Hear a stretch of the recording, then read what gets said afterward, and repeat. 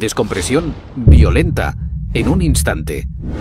Los 6 hombres de la plataforma petrolera Byford Dolphin se encontraron en el accidente de buceo más espantoso de la historia. Lo que comenzó como una inmersión de saturación rutinaria terminaría en horror absoluto. Solo uno lograría vivir, aunque no sin graves lesiones. El sábado 5 de noviembre de 1983, mientras perforaban en el campo de gas Frigg, en el sector noruego del Mar del Norte, los buzos Roy P. Lucas, Edwin Coward, Truls Hellevik y Björn Geber Bergersen tenían la tarea de realizar mantenimiento muy por debajo de la plataforma. Asistidos por 2 valientes asistentes de buceo, William Cramond y Martin Saunders, Truls Hellevik y Björn Bergersen descendieron a una profundidad de 90 metros para realizar mantenimiento en el marco inferior de la estructura de perforación. La capacidad de alcanzar tales profundidades fue posible gracias al uso de una campana de buceo que podía conectarse a un conjunto de cámaras donde los buzos vivían temporalmente. A diferencia de otros buzos, estos pasaban hasta 28 días en una estrecha cámara de alta presión, solo trabajando, comiendo y durmiendo. En Byford Dolphin, la compañía petrolera, esperaban que los buzos trabajaran largos turnos de 18 horas con apenas 3 horas de sueño antes de obligarlos a trabajar nuevamente. El pago era excelente, a menudo promediando de $30.000 a $45.000 al mes, pero el entorno laboral era claustrofóbico y desafiante. La plataforma petrolera dependía de que cientos de miembros trabajen duro al mismo tiempo, pero no tenían idea de lo que estaba por suceder. Pronto los procedimientos de rutina de los 4 buzos se convertirían en pesadilla.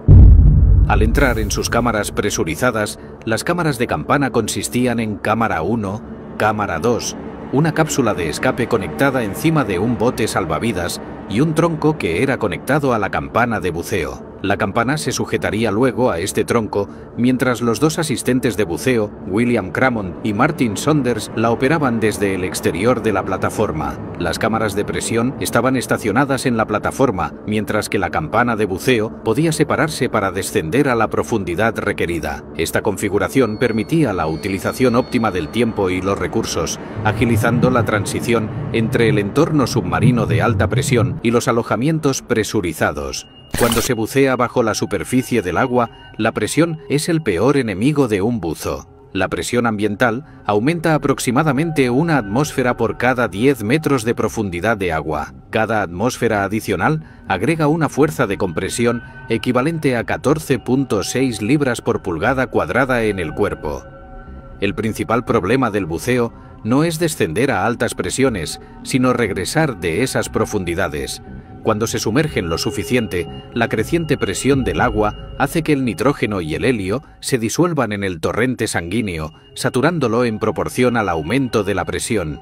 Esta saturación ocurre mientras los buzos respiran una mezcla especializada de gases dentro de las cámaras, típicamente incluyendo helio y oxígeno, conocida como heliox. Esta mezcla se ajusta según la profundidad del buceo, de aquí el término buceo de saturación. Si los buzos resurgen demasiado rápido, la rápida liberación de presión lleva a la enfermedad por descompresión o la enfermedad de los buzos. Esta condición obliga al nitrógeno disuelto en el torrente sanguíneo a convertirse nuevamente en gas, formando burbujas de nitrógeno en todo el cuerpo. La enfermedad de los buzos puede causar náuseas, mareos, dolor articular severo, parálisis e incluso la muerte. La única forma de prevenir la enfermedad por descompresión es regresar lentamente a la superficie, permitiendo suficiente tiempo para que el nitrógeno se difunda naturalmente. Sin embargo, la industria petrolera no es conocida por su paciencia. En este día de rutina, los técnicos de soporte vital aseguraron que la composición del aire en las cámaras hiperbáricas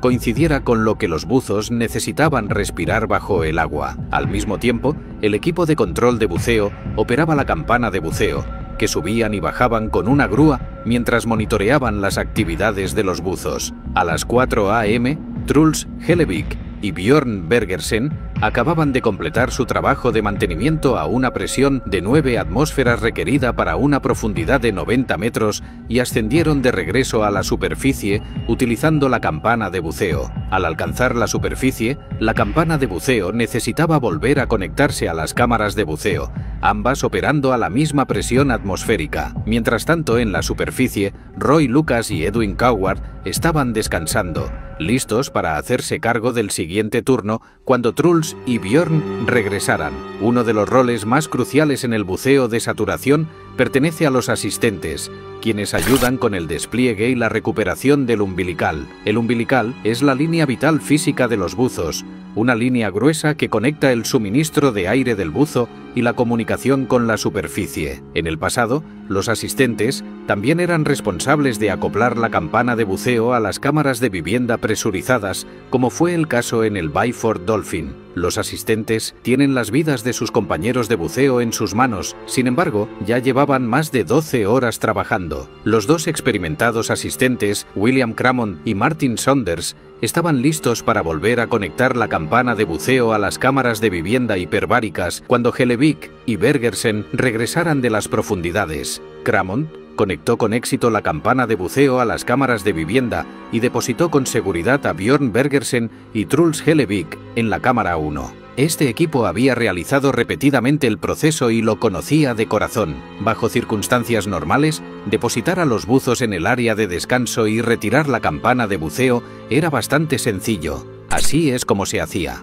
1. Cerrar la puerta de la campana de buceo, que habría estado abierta al tronco. 2. Aumentar ligeramente la presión en la campana de buceo para sellar la puerta de la campana de forma segura. 3. Cerrar la puerta de la cámara 1, que también estaba abierta al tronco. 4. Despresurizar lentamente el tronco hasta que alcance una presión de 1 atmósfera. 5. Abrir la abrazadera para separar la campana de buceo del sistema de cámara. De repente el infierno se desata. Cramond abrió la abrazadera, provocando una reacción en cadena que descomprimió violentamente las cámaras. La campana de buceo se desconectó antes de que las puertas de la cámara se cerraran por completo, liberando una violenta despresurización. La diferencia de presión atravesó las cámaras de vivienda, lanzando a Hellevik del suelo mientras arrasaba indiscriminadamente la cubierta. La presión del aire dentro de la campana pasó instantáneamente de 9 atmósferas, la presión que se experimenta a 90 metros bajo el agua, a 1 atmósfera, la presión promedio del aire en la superficie. La explosiva ráfaga de aire que salió de la cámara hizo volar la pesada campana de buceo. La campana de buceo golpeó a Cramond y Saunders, hiriéndolos de gravedad. O bien Cramond desconectó la campana de buceo sin recibir orden para hacerlo, o el líder de buceo ordenó que se retirara el bloqueo del acoplamiento a pesar de que el túnel aún estaba presurizado. Cramond finalmente sucumbió a sus heridas. Aunque Saunders sobrevivió a sus lesiones, no salió ileso.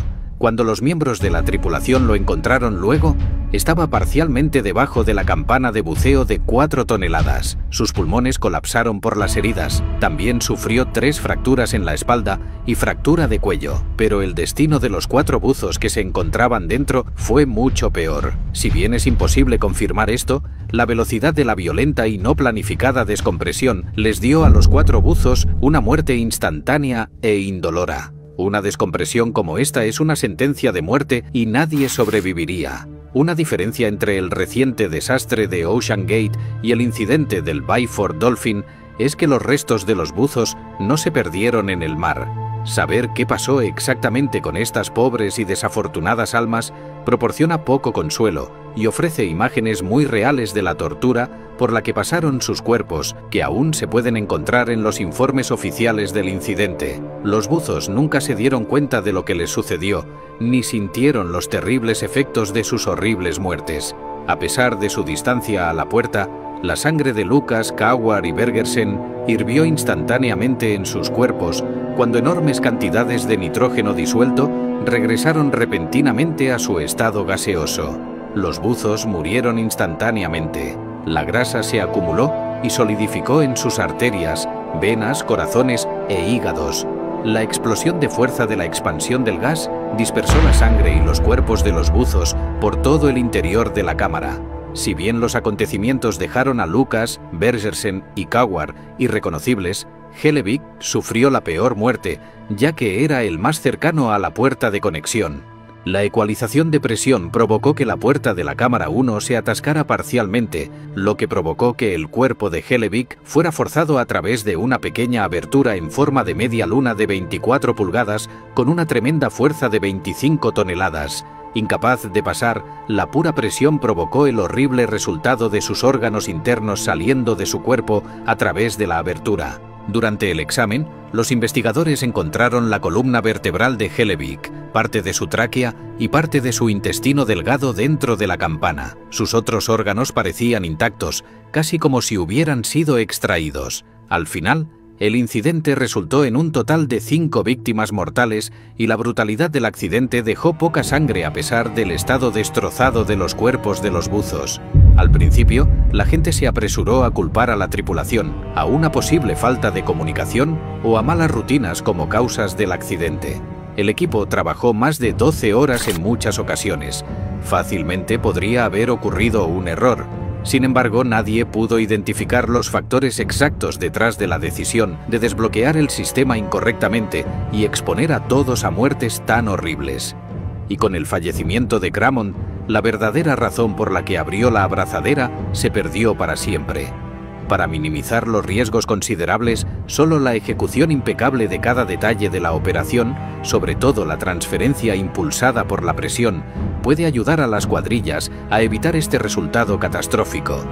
Sin embargo, la North Sea Divers Alliance, un grupo de activistas formado por buzos activos y familiares de las víctimas, creía que superiores negligentes entregaron a los buzos de Byford Dolphin equipos defectuosos. Sostuvieron que el sistema de la cámara de presión estaba obsoleto y carecía de los mecanismos de seguridad necesarios para evitar el desastre. Es importante mencionar que el equipo de la tripulación durante la operación era del año 1975 y no contaba con dispositivos modernos de seguridad. Una característica clave que faltaba era un mecanismo de enclavamiento que habría impedido que Cramond abriera el baúl mientras la campana todavía estaba bajo presión. Como resultado, los funcionarios revisaron las regulaciones noruegas para exigir mecanismos de bloqueo para todos los sistemas de campana. Aún así, mucha gente creía que la única causa del accidente fue el mecanismo de bloqueo. Lamentablemente, el gobierno noruego, que estaba a cargo del Byford Dolphin en 1983, tardó décadas en reconocer su responsabilidad por el incidente e indemnizar a las familias de los fallecidos. No fue hasta 2009 que el gobierno proporcionó acuerdos no revelados a las familias de las 6 víctimas, incluido Saunders. Según el informe, el accidente fue causado por un equipo defectuoso y no por un error humano. Además del equipo defectuoso, el ambiente ruidoso que interfirió con las comunicaciones y las órdenes poco claras contribuyeron al accidente. La plataforma Byford Dolphin fue un elemento destacado en la perforación marina durante más de 4 décadas, operando en varios lugares en todo el mundo. En 2016, desmantelaron la plataforma Byford Dolphin, poniendo fin a su saga en la industria del petróleo y el gas.